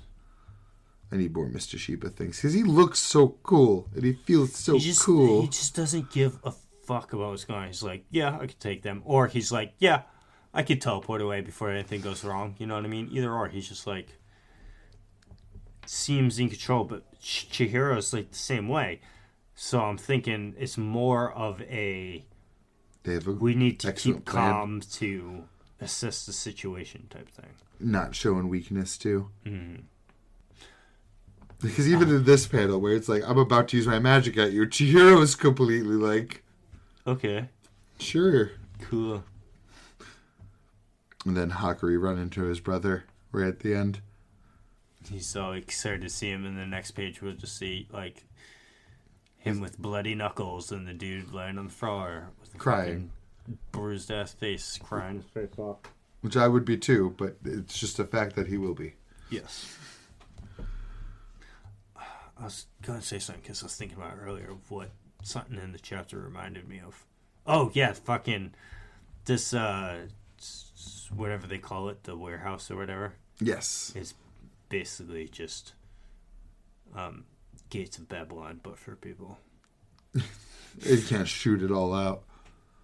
Though, at some point, I would think that Gilgamesh would make a way into Gates of Babylon, because you want to check on all your treasures, right? Yeah, and who do you really keep a mental catalog of every single treasure? No, because even he says that one of his quotes is that his treasure far surpassed the even his own knowledge. So yeah, you'd have to go in to check on it to remember some of the arsenal. Because it's part of his like the fate Gilgamesh. I don't know if this is, or even maybe even real life Gilgamesh. It's like all treasures in the world were once his possessions. Yeah. So it's like that's what he feels about the Holy Grail. He's like, it's not stealing if I just take my own things back. It's this whole thing going on there. It's like, okay, cool, dude. You have so much you can't remember it all, but sure. Good for you. Because, God forbid anyone else ever makes anything. But that's a cool power to have. It's just like a fourth dimension storage space. Put so much weapons in that shit. So much anything. Anything. You'd be the greatest smuggler in the history of smugglers. It's like, yes, I can smuggle you over the border. Step inside this absolutely not sketchy portal. Oh, you needed that delivered there? What, those precious diamonds? Well, they'll never find them on me. Yes. Put them over here in this empty portal. Sure, officer. Search the entire vehicle. Take 3 days if you want. It's Pop out the wheel well. I don't care. You'll find nothing. Nothing. Fire as always. Yeah, it's good. So things are ramping up. There seem like it seems like we're going to the auction. Extremely confident in their abilities to keep this sword safe until it won by an auctioneer. Yeah, the most confident. That man was not shaken that entire time. But then also, whoever that potential buyer was that was talking about it, and he's just like, I ain't about to let anyone buy this for me. And I'm like, how much money you got saved, bro? Because also, the Kamunabi admitting that they're going to be trying to bid on it. Yeah, right? It's like, leave Chihiro alone for now. We'll just bid on the fucking weapon. Which, to be fair, they ended up being right in the fact that they couldn't just steal it anyway, so they would have to bid on it. Well, because like, that wasn't their reasoning that they gave, but in a sense that they circumvented that problem entirely. Yeah, well, even the dude says it when he's talking to whoever it was on the phone. Yeah. He was like, there's no way I'm going to let anyone outbid me or whatever. We're prepared. And I'm like, you're going to have some people in there that are going to bid ridiculous sums of money. But the Kabinari should be able to outbid anyone because they're the... like. It's like a world where there's only 7 nukes and a nuke went up for auction. Yeah. Like... But it's like, and like you got people like Elon Musk, Jeff Bezos, and Bill Gates bidded on it. But then here comes the Kabunani, who's a branch of the fucking government of a country. I got $2. No, well, if you got the government bidding on something like that, they're just gonna be like, all right, yeah, like $50 billion. It's like none of these other fucking bozos are gonna bid that much money. So they got basically unlimited income. They had unlimited income, but also would have a hard economic impact to dump that much money on. Absolutely. But in their facets of risk to reward, they're like, we just got rid of a nuke, the most powerful nuke, because from what I understand, this blade is like the masterpiece of the set. So it also makes me sad that having both someone on the phone saying they have the other 6 or the other 5, and they're putting like one up for auction as like a test, and them saying Shinichi's the strongest makes me sad for that. Like, they could do the manga cancellation thing and just wrap up the story at any time. You know what I mean? There's still that opening there. Yeah. I mean, they might not go that route, but the opening's open. Yes. Because that guy could still just pass out the other blades. Because clearly, if he had the other 5, he gave Cloud Gouger out. He had to be the one that had. Right. Well, because we still... Maybe they name dropped him, but we still don't know who it was that attacked Rokuhira. No, we only know, like, there's a symbol on his hand that's up in that shop. Yeah, one guy out of how was it just one dude that roped up, or was it a group? I feel like it was a group of people. I feel like there was other silhouettes there, but that's the one that like approached him. Yeah. But yeah, we shall see. Yeah, because like he's already gotten one Sacred Blade down by breaking Cloud Gouger. So now there's 6. Yeah, because there's left? 7 not including his. Yes, so 6 left. 6 mini arcs, because these arcs don't seem to be super long. So it's like, do you gonna do something crazy for season 3 finale and then lead into that, or like end early with like 3 blades at once or something? Because there's a lot of different ways it can go. Yeah, and it's just like, and the fact that they're still not usable. None of them yet. Yeah. Which is still wild to me that the only usable fucking swords somehow wound up in somebody's hands. It's like, whoever it was that grabbed all of these secret blades from Rokuhira and then killed Rokuhira did very poor management skills and controlling. So I almost think they gave it to Sojo on purpose, though, to be like, here, is anyone looking for these? Like, will they take down this grunt I give the only usable one to? Yeah, but that's the thing, too. Why would you give up the only usable one and not use it for yourself? And then the strongest of them is the one you're trying to put up for sale. Why don't you put up the second strongest? Yeah, or the next like week. Yeah, you know what I mean. Yeah, it's still gonna be bid on by a fuckload of people because just for the fact that it's an ancient blade. Even if it was unusable, people are gonna buy that just to be like, this is a war relic. Remember the Great War? Right. And it's also imbued with, like, super strong fucking magical energy and has magical abilities that... And the seal on the box looks real cool. Yeah.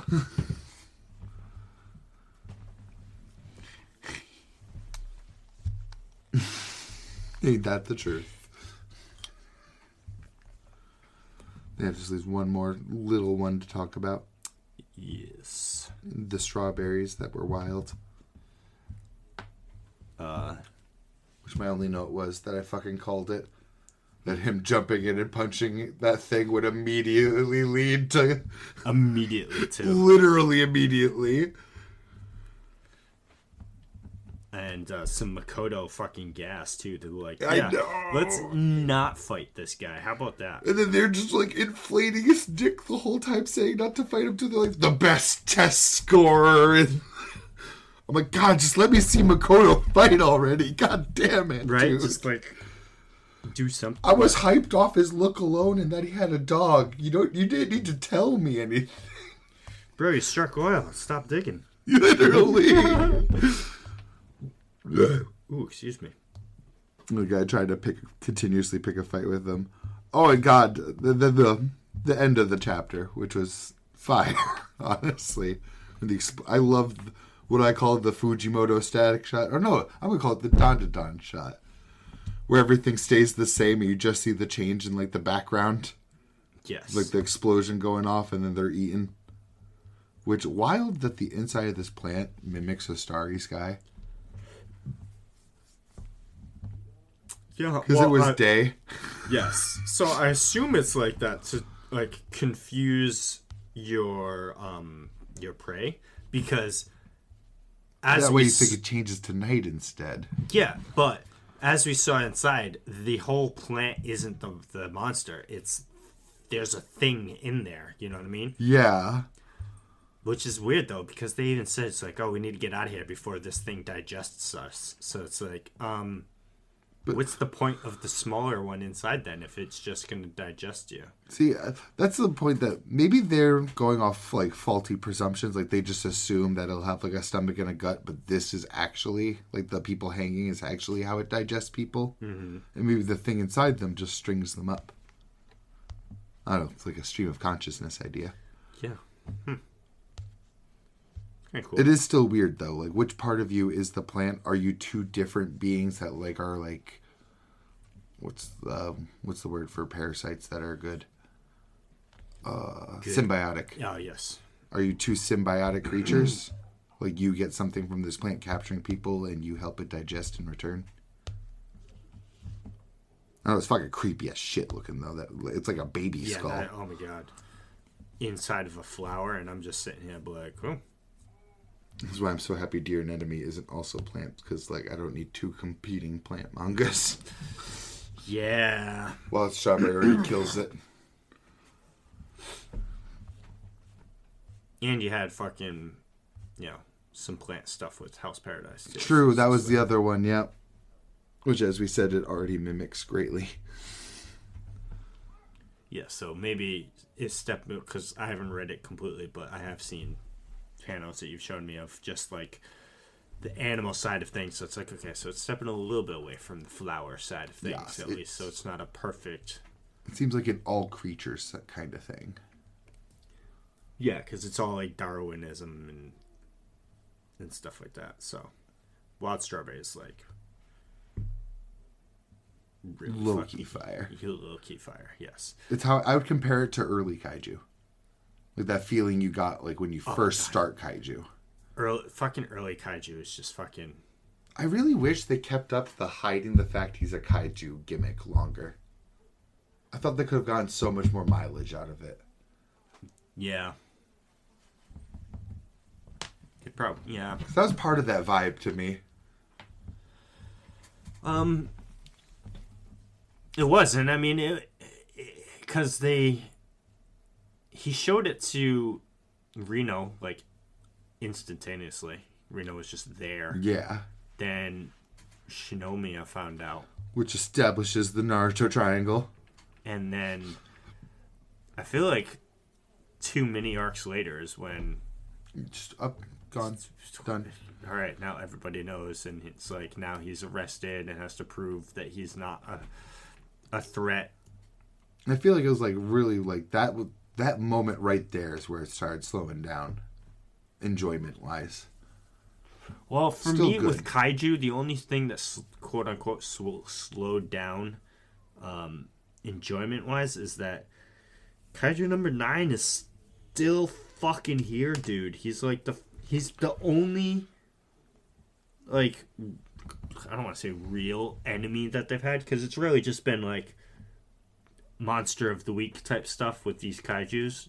You know what I mean? He's both the only main antagonist and also not enough of a main antagonist. Like, not good enough. Exactly, that's what I mean. Which is where my I don't want to say my enjoyment, because I'm still enjoying the series, but where my for context to the listener, we do still like kaiju. It's just I'm ready for a new villain. He's been around too long. He's been around for more than half of the series. Yeah. And so it would be fine if, like, when you met Kaiju number 9 for the first time, he was a menace and then he runs away, right? But then he's not there for like 2 arcs. So they're doing other stuff and then he pops up again. But then he goes away. Kind of like... Please. But he's literally the, like, perpetrator. I don't want to say mastermind. The perpetrator behind every single kaiju attack that happens since his introduction. Nothing has happened without him being involved in it in some way. Which I already don't like in other shonens sometimes, yeah. So I'm like, okay, we've had our fill of this guy. Let's dispose of this. I need more dude. Or more personality. Like, his underlings also have no personality. Like, the only one that had a character was the one that was pretending to be like Shinomiya. Yes. That was the only one that had any scrap of character.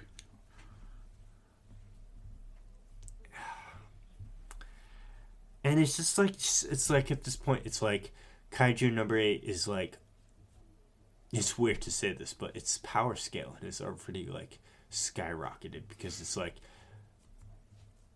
at any given point they were only ever fighting one numbered kaiju at a time, with like another already fighting like an army of Hanju with and like 6 was how many was it 5 numbered kaiju, yeah, and it's just like, oh, that's they all had to take down one all on their own.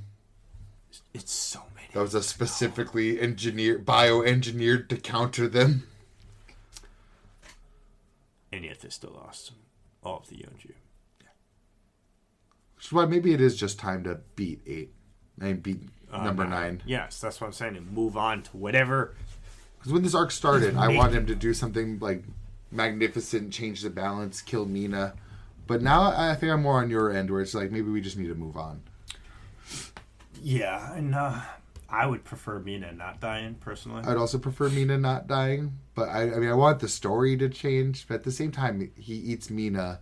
That means I get another arc or 2 with Kaiju number 9.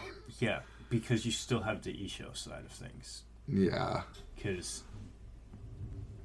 Kaiju number 9 looks like he's back in his normal body. Because he took over Isho's body. Yeah.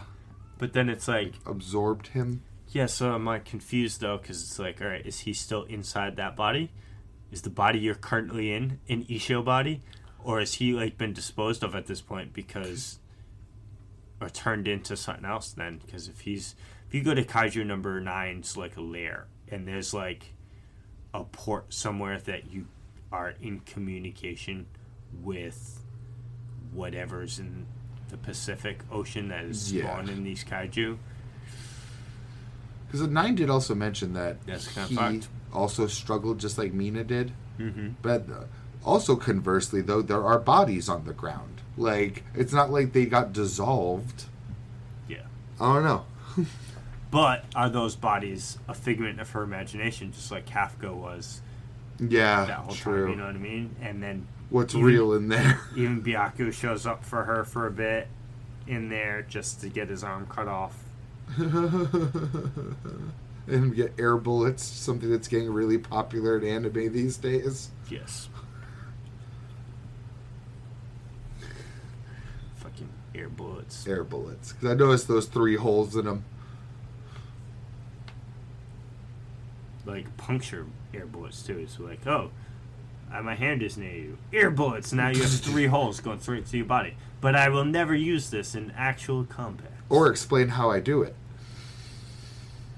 So if that's the case, I feel like...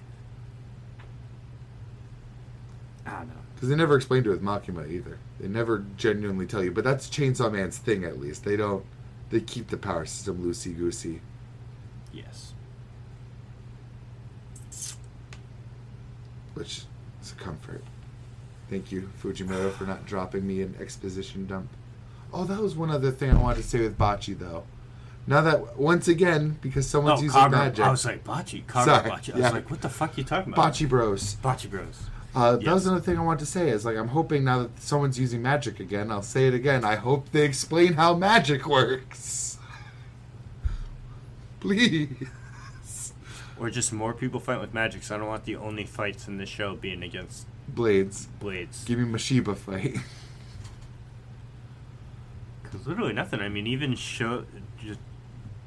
You know, there's Shojo's, mana of some kind, because they mentioned that like the blade like uses your mana, and like it's draining on them or something.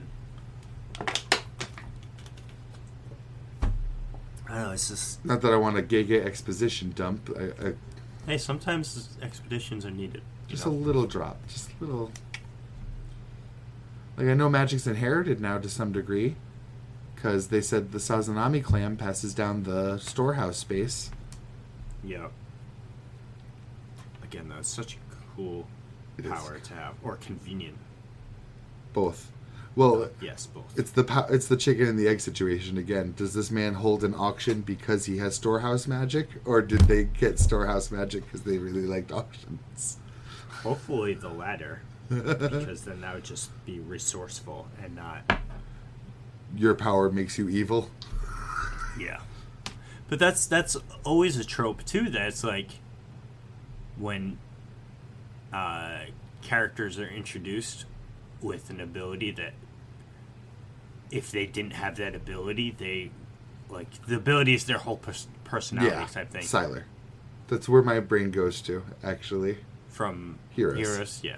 Yes, the man whose base power was to understand the things he's looking at, but it gave him a craving to want to understand more things. Yeah. For the long and short, for the people who haven't watched Heroes, go watch it. Only don't watch the reboot. Oh, they did a reboot. Remember? I don't we watched some of it together and then decided not to watch the rest of it. That gave me a really weird feeling in my stomach. Because there was 2 seasons and they came back with the 3rd season a few years later. Oh no. And this is awakening something evil in me. It was like, it was a significant time skip forward to, and they like super nerfed the dude that could stop time or travel through time. Well, they had to. All of it. Any of it. He could time. Yeah. Manipulate time. Because he went forward, back, and he definitely also time stopped before. He carried around the katana, and sometimes he'd come and he'd be like a super badass because he's like super late. I solve all the problems, and then other times it's just, my power's not working. Yeah. I'm useless. I'm forcing my partner to watch Heroes, I already told him. Just seasons 1 and 2. Maybe 3? 3's the new one, isn't it? No, 4. Because no, it's 1's Siler season, 2's the Doo season where they reset Milo. I don't remember his in-universe character name. The literal Jesus of Heroes. Yes. They reset his memory and his powers because they needed to, because he's fucking too strong. And then 3 and 4 is where they started doing like split seasons, I think. Because there's one season where half of it was Milo's dad. Yeah. And the other half was where they rounded up the mutants and they're like trying to kill them off. Yes. And then the last one's the carnival. Okay, yes. Which was absolute ass. I won't rewatch that one for sure. Yeah. It's that 3rd one that I'm like, there's some merit. You can see the writing starting to go off the rails, but in other aspects, there's still some like worth. Yeah, because in the new reboot, I'm definitely not even considering that. That's like it's the cheerleader's dad. I think he's in it. Noah Bennett. Yes. But if it's a time jump too, it's like you might as well just leave the old characters behind. It's just like I don't remember, and it was about. Oh yeah, it's about her twin kids. Her and Milo's. I've heard this before. Twins. Darker Than Black season 2. Yeah, it's just. Gemini of the Meteor. Yeah, because it doesn't let you know that, because they're like teenagers, but it doesn't tell you it's like that they are, and that's how no one can find them, because they had the ability to, they jumped aged upwards. So they're supposed to be like 5 years old or some shit, but they're actually like teenagers. Sounds like an excuse to have older actors. But like, yeah, and the only person that really knows it is Noah and like 2 other people to protect them or something because of bullshit. That's giving me the vibes of the Terminator show, and that was... Yeah, because I want to say her name was Claire, right? The cheerleader? Yes. She was like super important season 1 and just like fell off for the rest of the series. But then I guess her children with... Because she gets it with, what's his name? She was like the most important season 1. Yeah, literally, like the whole tagline was "Save the cheerleader, save the world." Yeah, which is funny because she can't die. It was all about making sure Sylar doesn't get her power. Didn't he get it anyway, though? Yeah, he absolutely fucking did. Everything they tried to stop from happening absolutely fucking happened. Because I'm pretty sure Milo still blows up in Times Square too, or. No, he goes to, but I think Nathan flies him off, his brother, with the flying powers. Yeah. But he still went off. Yeah. So, they really didn't stop anything they wanted to stop. Definitely not. And then, I like Sylar's redemption arc later, when him and that dude get trapped in that, like, other dimension for years and years and years. Yeah, is it together. Him and Milo? Jesus? Yes. Yeah. I call him Jesus because he's what I feel like is the most important character in the story at but most then he given gets, like, times. Hyper nerfed. Because they have to. Because he's a better Sylar. He's a better Sylar. He's like, I walked by the guy that makes nuclear blasts. Oh, I could suddenly make nuclear blasts. And I can't control it. Let me switch to flying real quick. It's like... Yeah. I'm excited for the rewatch. It'll be like my 4th or 5th time watching Heroes. I only ever watched it the one time we watched it together. No, that was my 2nd. Maybe I'll rewatch season 1. Because, like, season 1 Sylar is a fucking menace. Yes, he had a haunting presence. Yes. And then he's a bitch in season 4 after his redemption arc. Yeah. In season 3. Because he's a good guy now, you know. It's I don't chop open your heads anymore. It's that meme of when I fight the boss, and then when I get the boss on in my party. Yes, literally. You know. Because Sylar, like, there's even a feature that they go see Sylar, and he's got, like, a family and shit, and he's just chilling. But then people kill his family, and they're like, oh no. Do you know who that dude is? The monster reawake. Yeah, so, like, do you have any idea what you just did? And they're like, no, what? And then he just murders everybody. Now you're gonna have me being looking up, like, just fucking heroes, fucking clips. I also thought of that because when Jesus, Milo. Is that his name? Or is Milo a name from it? Milo's the actor's name. Oh. Milo Ventimiglia. I don't remember his Isn't it Peter? name. Pete, yes. Thank you. Hey, I remembered the name for once. So, Peter gets Sylar's base power at one point, which is just to understand the things he sees. But he also gets that same hunger that Sylar has. Yeah. Just from having his power like that. Which is wild. Yes. Fucking heroes. So it was almost like that part of your personality did literally come packaged with the power. We used to watch series all the time, like when we were fucking binging 24. Hell yeah. America! We never finished that, though. No, because, I mean, like, all shows, it gets worse as it goes. There's some of the latter seasons of 24 were banging. Well, because we started with, like, I don't even remember the numbers, but we started, because like I watched, 8. Yeah, but then we went back to season 1 and started going forward. Yeah, I feel like we jumped around a little bit even. I think we watched whatever newest one was out at the time. I think we went back one season, rewatched the season before, and then we're like, let's just watch from the beginning then and watch the first 3. Because we never saw what's her face die. No.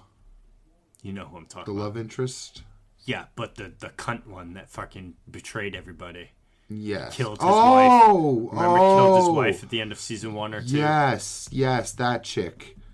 We know she dies because she's not in the later seasons that we've seen. So she dies in one of the mid-seasons that we haven't watched. I don't know if I have the endurance to try to watch 24 again. I do love Kiefer Sutherland, though. It's like an irrational love of Kiefer Sutherland. Even with all of his drunken outbursts. Oh, I didn't know about those. Don't tell me. La la la la la la. Don't do this to me. Don't shatter that glass. I have no reason to love this man, but I do. I've even seen fucking that vampire movie he's in. Fuck. How did I forget? He's in a vampire movie? Yeah, the old Lost Boys. He's in the Lost Boys. Oh, I saw Telephone Booth. Oh, I love that movie. It took me like almost the entire movie to realize that it was Kiefer Sutherland on the other side of the phone. I was like, I know this fucking voice from somewhere. Who are you? I love it. And then I realized it like 10 minutes before he shows up. But that's a good movie too. I love bottle movies, like ones that like take place in like one area. I watched a movie that I cannot for the life of me remember what it was. It was 2 big name actors. I want to say that... Actually, no, I don't know. It was literally, the whole movie is 2 people sitting at a table the entire time. I feel like Robert De Niro is one of them. And I know this is horrible to say, but I feel like it's either Morgan Freeman or Samuel L. Jackson is the other guy. Oh, your friend. And is it Interrogation Room? No. The I think it's De Niro. It's the very high like profile actors. Yeah. The Robert De Niro character tries to kill himself in the beginning of the movie. He tries to throw himself in front of a train. And that's literally the only time that they're outside of the room. Because the other guy stops him and saves him, goes back to whoever's apartment, one of them, and it's literally them just sitting at the table talking to each other about the guy talking about how he wants to kill himself, and the other guy trying to talk the other guy out of doing it. Yeah. And then it goes through the struggles that each of them have got, like their troubles for each, like through life. It's a really good movie for literally. If I had to spitball, I guess I'd say that sounds more like a Morgan Freeman job than a Sammy J, but it could still be either. And it's just them, the whole movie. There's literally not a single face in the other movie. When they're at the train station, it's just them standing there. You don't see... I'd watch that. Yeah, it's pretty good. Right. Another one that's... I remember it because I forget the name of it too, but it's Robert De Niro and John Travolta are also the only two people in the whole movie. And... mixed feelings on John Travolta. I like it. It's not that it would ruin my experience. Yeah, so there's other people in the very beginning of it, Robert De Niro's children, and like some scenes because Robert De Niro was in the military, I guess, and he was like, it starts off where he's in the military, it's a line of fire and executing people, and De Niro was gonna execute John Travolta's character. But he's scared, and the way he shoots him, it doesn't kill him. It grazes the side of his face, but he goes down or whatever. So later in life, now that he's out of the military, he's much older. The John Travolta character tracks him down in America, and he's in a cabin in the middle of the woods, and he pretends to be a hitchhiker. Comes back to the cabin, and then shoots him in the leg, and then so he runs through the woods, and it's just the Travolta character hunting De Niro through the woods, and then De Niro turning it on the other guy, and they almost kill each other, and then at the very end they decide to just let themselves go their own leave our ways. beef. Yeah, it's just like bear traps, they're setting up on each other. It's just like I'd watch that. It's good stuff. Yeah, I feel like the only movie I truly loved John Travolta in is Pulp Fiction still. You know, I've seen so many clips of it, but I've never seen it, and I'm like, that happens too? Like, the order of events in it confuses me. No matter how many clips you've seen, you should watch Pulp Fiction front to back. It is an experience for sure.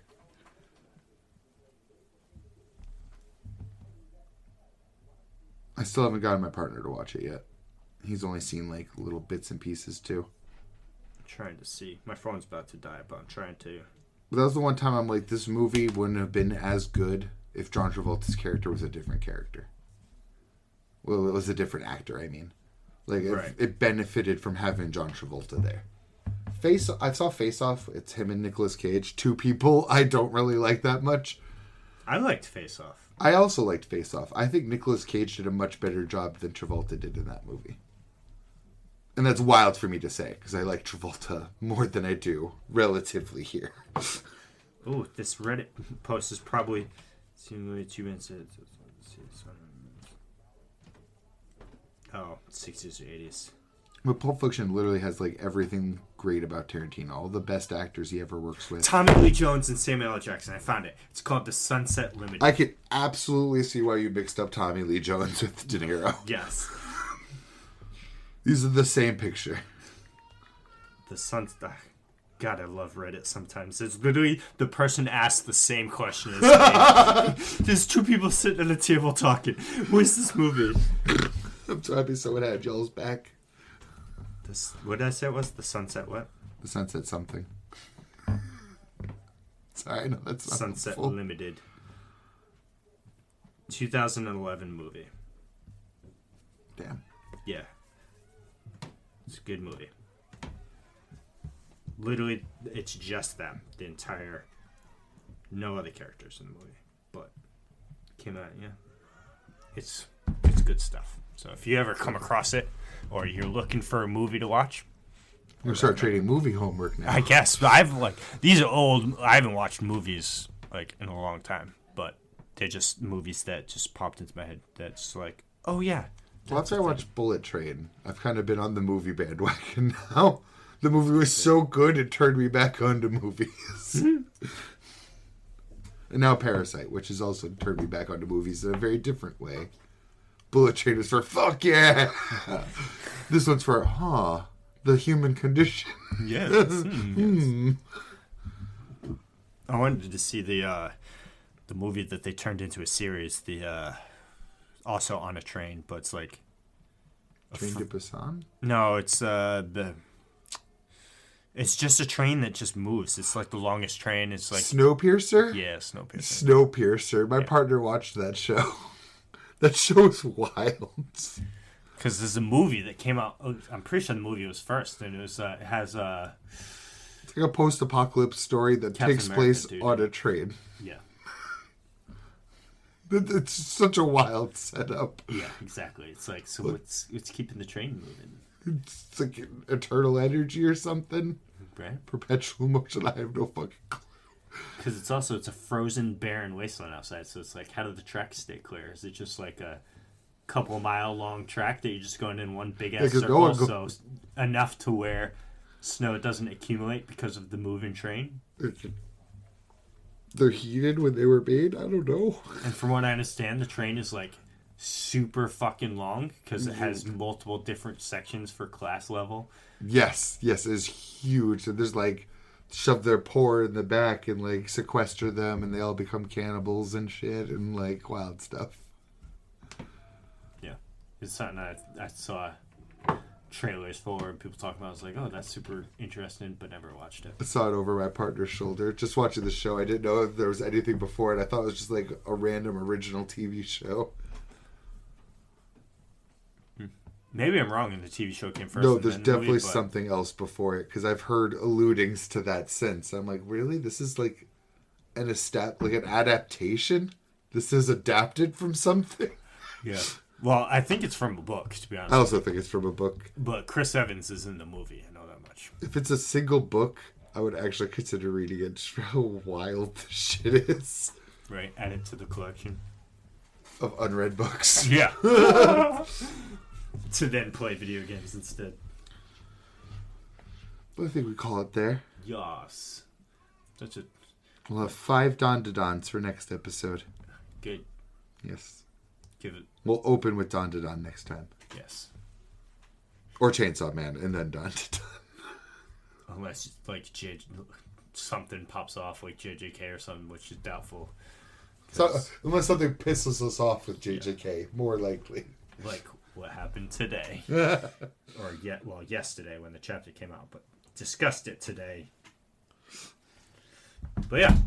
Dukes of Weebdom. 53. Episode 53. Take care. Have a good day. Bye-bye.